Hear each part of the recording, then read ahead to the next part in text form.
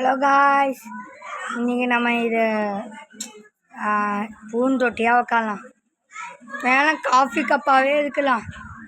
டக்குன்னு எங்கே தான் உட்காரு, ஐயோ வராங்களே, உட்காருவோம் இங்கேயே, அதான் நல்லது.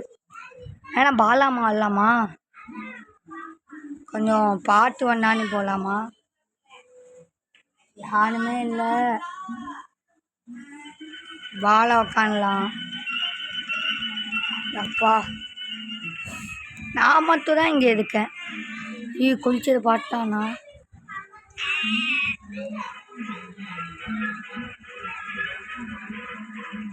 பாட்டு வேற வருது.